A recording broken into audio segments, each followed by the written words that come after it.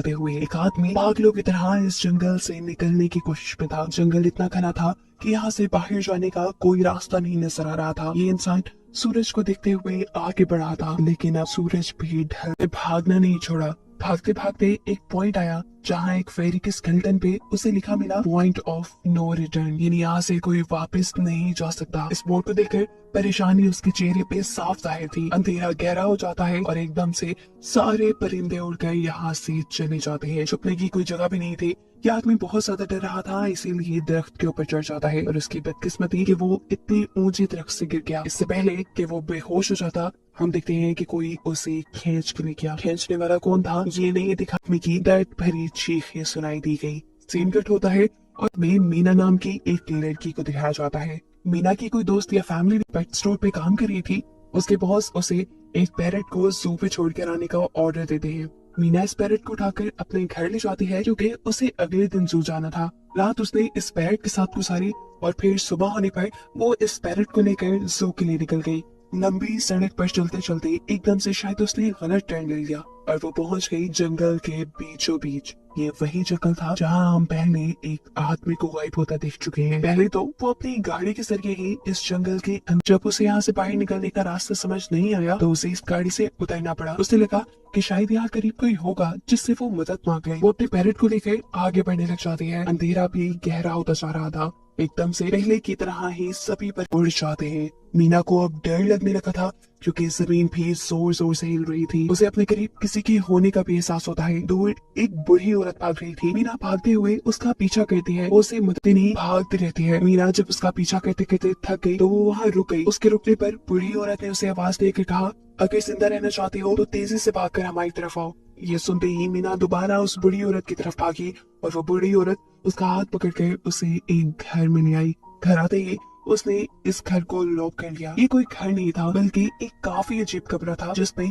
एक बहुत बड़ा सा मिरर लगा हुआ था। इस बूढ़ी औरत के साथ यहाँ दो और लोग भी थे। मीना घबराकर इन लोगों से पूछती है ये कौन सी जगह है। ये लोग कोई जवाब नहीं देते और उसे मिरर के सामने खड़े होने को कहते हैं क्योंकि कोई उन्हें देखने आने वाला था। मीना पूछती है आखिर कौन देखने आ रहा है, तो वो बूढ़ी औरत मेडेलाइन जवाब देती है हमें वॉचर्स देखने आ रहे हैं। एकदम से यहाँ अजीबोगरीब आवाजें भी गूंजने लगी। इस बूढ़ी औरत ने बताया कि वॉचर्स तुम्हारे आने से खुश हैं, वो यहाँ तालियां बजा रहे हैं तुम्हारे लिए। मीना बुरी तरह कंफ्यूज थी। मेडेलाइन जिन्हें वॉचर्स कह रही थी उन्हें ना तो अभी तक मूवी में दिखाया गया और ना ही मीना या किसी और ने उन्हें देखा था। ये रात गुजर जाती है। सुबह होने पर ये लोग इस जगह से बाहर निकल आते हैं। मेडेलाइन बताती है कि वो वॉचर्स सिर्फ रात में ही बाहर निकलते हैं। दिन के वक्त हम लोग जंगल में आजाद घूम सकते हैं। मीना को इस जंगल में नहीं रहना था तो यहाँ से निकलने के लिए आगे बढ़ जाती है, पर मेडेलाइन कहती है ये तुम्हारा अच्छा फैसला नहीं। इस जंगल से बाहर निकलने का कोई रास्ता नहीं है। रात होने से पहले पहले हमें इस घर में वापस आना पड़ता है। अगर तुम लेट हो गई तो तुम अपनी जान से हाथ धो बैठोगी।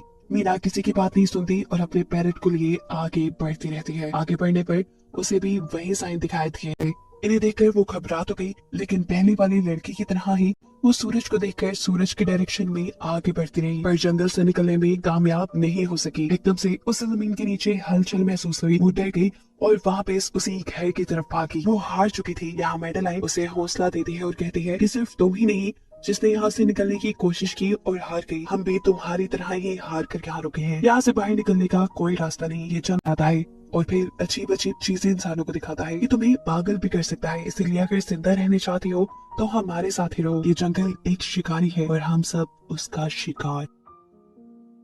मेडेलाइन उसे पॉइंट ऑफ नो रिटर्न वाले काफी सारे साइन बोर्ड दिखाती है जो कि जंगल में गोल दायरे में लगाए गए थे। मेडेलाइन बताती है कि ये हमारे घर से आधे दिन के फासले पे लगे हैं। अगर इससे आगे गए तो वापस लौटना मुश्किल हो जाएगा, इसलिए कभी भी ये तुम्हें नजर आए तो तुम ये इग्नोर मत करना। मीना पूछती है ये सब किसने बनाया, तो वो जवाब देती है ये एक प्रोफेसर ने बनाया था।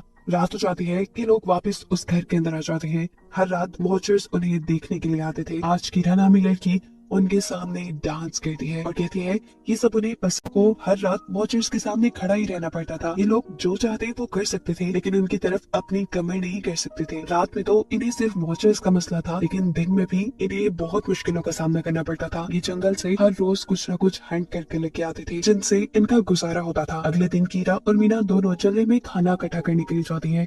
मीना कीरा से सवाल करती है, आखिर ये वॉचर्स चाहती क्या है? कीरा बताती है, मुझे भी कुछ खास नहीं पता, लेकिन मैडेलाइन के पास एक चीज हमें देखते हैं, हमें ऑब्जर्व करते हैं, लेकिन अगर हमने इन वॉचर्स को देखा तो हम पागल हो जाएंगे। हीरा अब उसे एक गड्ढा दिखाती है और कहती है, ऐसे बहुत से गड्ढे जंगल में मौजूद है। दिन के वक्त ये सारे के सारे वॉचर्स इन गड्ढों में रहते हैं और रात में वो यहाँ से बाहर निकल आते हैं। मीना कीरा को बताती है कि उन्हें यहाँ पर कीरा का हस्बैंड जंगल में रास्ता ढूंढने के लिए निकला है। उसे उम्मीद है कि वो जरूर रास्ता ढूंढ कर वापस आएगा और वो लोग यहाँ से बाहर निकल पाएंगे। हमें मालूम होता है ये असल में कीरा का हस्बैंड वही आदमी था जिसे हमने मूवी के स्टार्ट पे देखा, जिसे को यहाँ से ले गया। आने पर मैडेलाइन मीना को 3 रूल समझाती है यहाँ पर जिंदा रहने के। सबसे पहला कि वो रात के वक्त अपने घर का दरवाजा नहीं खोलेगी। दूसरा कि रात में वो आईने की। तीसरा ये कि दिन के वक्त वो उन गड्ढों के पास नहीं जाएगी और जितना हो सके रोशनी में रहेगी। अब इस रात मीना उन वॉचर्स के बारे में जानना चाहती थी, इसलिए वो मिरर के साथ कान लगाकर आवाजें सुनने की कोशिश करती है। जब उसे कुछ सुनाई नहीं देता कमर कर लेती है और ऐसा करने पर उन वॉचर्स को गुस्सा आ चुका था। वो लोग जोर जोर से उस मिरर को मारने लग जाते हैं, यहाँ तक के मिरर के अंदर क्रैक भी आ जाता है। शोर से मैडेलाइन भी उठ जाती है और वो मीना को मिरर की तरफ खड़े रहने के साथ ठंडा हो सकता था। खैर ये रात भी कट जाती है और अगले दिन मीना डेनियल के साथ शिकार पर निकलती है। मीना क्योंकि अपने अच्छे दिन यहाँ जाया नहीं करना चाहती थी, इसलिए वो यहाँ से निकलने की तैयारी कर रही थी। वो डेनियल से पूछती है, क्या आज तक तुमने किसी वॉचर को देखा? डेनियल ना में जवाब देता है। तब मीना डेनियल को समझाती है कि मुझे लगता है कि ये सब मैडेलाइन की बनाई हुई कहानियां हैं, जिसके अंदर वो हमें फंसा रही है। हमें जरूर इन गढ़ों को जाकर चेक करना चाहिए, शायद हमें यहाँ से बाहर जाने का कोई रास्ता मिल जाए। डेनियल जो कि खुद यहाँ से बाहर जाना चाहता था, ना की बातें मान लेता है और अब मीना अपने साथ रस्सी बांधकर उस गड्ढे के अंदर उतरती है। रस्सी का दूसरा सिरा डेनियल ने पकड़ा हुआ था कि अगर मीना को कुछ भी हो वो जल्दी से मीना को बाहर की तरफ खींच ले। मीना नीचे गड्ढे में पहुंच जाती है जहां उसे बहुत सारे इंसानों का सामान मिलता है। कर लेते हैं जरूर वो जंगल में फंसे हुए इंसानों का ही सामान होगा। रस्सी के सहारे मीना और डेनियल उस सामान को बाहर ले आते हैं और इससे पहले कि मीना उस गड्ढे से बाहर निकलती, उसे गड्ढे के अंदर किसी की उंगलियां दिखाई देती हैं। वो ठीक से तो नहीं देख पाई कि ये क्या चीज थी, लेकिन वो डर गई। ये लोग उस सारे सामान को लेकर कहा। मैडेलाइन ने उससे पूछा, ये सामान तुम्हें कहाँ से मिला? ये लोग झूठ बोल देते हैं कि ये सामान उन्हें जंगल से मिला है। मैडेलाइन को इस जंगल में रहते हुए बहुत अरसा गुजर चुका था। वो चाहती थी कि ऐसा सामान उसे जंगल से नहीं बल्कि गड्ढे से मिला होगा। वो मीना से पूछती रह जाती है, बताओ तुमने गड्ढे के अंदर क्या देखा? लेकिन मीना उसे कुछ नहीं बताती। अब इन लोगों को गड्ढे से कैमरा भी मिला था। इस कैमरा को सीसीटीवी कैमरा बनाकर डेनियल और मीना इस घर के लोग भी वॉचर्स को देख पाए। मैडेलाइन उनको समझाती रह जाती है, ये तुम गलत कर रही हो, लेकिन ये दोनों उसकी एक नहीं सुनते। आज ये लोग वॉचर्स के ही इंतजार में बैठे थे ताकि इन्हें वो देख पाए। अभी तक वॉचर्स नहीं आए थे, लेकिन आज इनके साथ कुछ अजीब होता है। उनका दरवाजा खटखटाया जाता है। ये लोग कैमरे से देखते हैं तो वहाँ उन्हें इंसानी टांगे दिखाई दे रही थी। बाहर जो कोई भी था वो कीरा के हस्बैंड की आवाज में बात कर रहा था। कीरा को लगा कि जरूर उसका हस्बैंड यहाँ से बाहर निकलने का रास्ता ढूंढ आया है। वो जल्दी से उठकर के दरवाजा खोलने के लिए जाती है, लेकिन मैडेलाइन उसे रोक देती है और कहती है, तुम ये दरवाजा नहीं खोल सकती। मैं जानती हूँ भाई तुम्हारे हस्बैंड नहीं है। कीरा को मैडेलाइन की बातों पे यकीन नहीं था, इसलिए मैडेलाइन कहती है, तुम इसका इम्तिहान ले लो। तुम मुझसे कोई ऐसी बात पूछो जिसके बारे में सिर्फ तुम या तुम्हारा हस्बैंड जानता हो। कीरा बाहर खड़े हुए इंसान से एक किताब के बारे में सवाल करती है जिसके बारे में उसे पता होना चाहिए था, लेकिन जब बाहर खड़ा हुआ इंसान कोई जब कि ये वॉचर ही है। ये जब दरवाजा नहीं खोलते तो वॉचर इनके बाहर लगाए हुए कैमरा को तोड़ देता है। सभी वॉचर अब गुस्से में आ चुके थे। वो इनके घर के बाहर लगा हुआ शीशा भी तोड़ने वाले थे, लेकिन ये सब लोग शीशे के सामने खड़े हो जाते हैं। उनके ऐसा करने पर वॉचर्स ने इनको मारने नहीं आए। रात इनके साथ ही काफी सारी गलत चीजें हो गई थी, इसीलिए डेनियल और मीना ने डिसाइड किया कि वो मैडेलाइन को सच बता देंगे कि वो गड्ढे में गए थे। और इस बात से वो बहुत ज्यादा गुस्सा हो जाती है कि उन्होंने एक रूल तोड़ दिया था।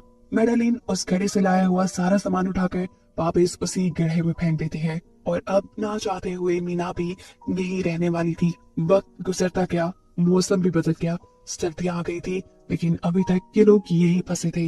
मीना हर रोज यहाँ से बाहर निकलने वाले रास्ते की तलाश में जाती थी, लेकिन उसे कोई रास्ता नहीं मिलता था। उसने एक नक्शा भी बनाया था। उसे यकीन था कि कभी तो वो ये नक्शा पूरा कर ही लेगी। सर्दियों की वजह से इन्हें खाना भी ठीक से नहीं मिल रहा था और खाना ना खराब होती जा रही थी। और इसी सब में मैडेलिन और डेनियल का झगड़ा हो जाता है। उसे में वो मैडेलिन के साथ साथ मीना को भी बाहर छोड़ के कीरा को सेफ हाउस में ले जाकर लॉक कर देता है। अंधेरा भी होने वाला था। मैडेलिन और मीना बहुत दरवाजा खटखटाती है। डेनियल की मिन्नतें करती है कि प्लीज ये दरवाजा खोल दो, लेकिन वो दरवाजा नहीं खोलता। फिर अंधेरा भी हो गया और मजबूरन इन्हें अपनी जान बचाने के लिए एक घने दरख्त के नीचे खड़ा होना पड़ा। अब तो इन्हें वॉचर्स के आने की आहटें भी सुनाई दे रही थी। इस टाइम मीना और मेडेलिन के साथ हम ऑडियंस को भी इन वॉचर्स की एक झलक दिखाई जाती है। ये लोग लंबे लंबे, पतले और खतरनाक थे। अपने घरों से निकलकर ये सब इंसानों को देखने के लिए इस सेफ रूम तक पहुंचते हैं, और जब ये लोग देखते हैं कि मीना और मेडेलिन वहाँ नहीं है, तो उनको खाने के लिए ये लोग जंगल में उन्हें बीचेस के दूर जाते ही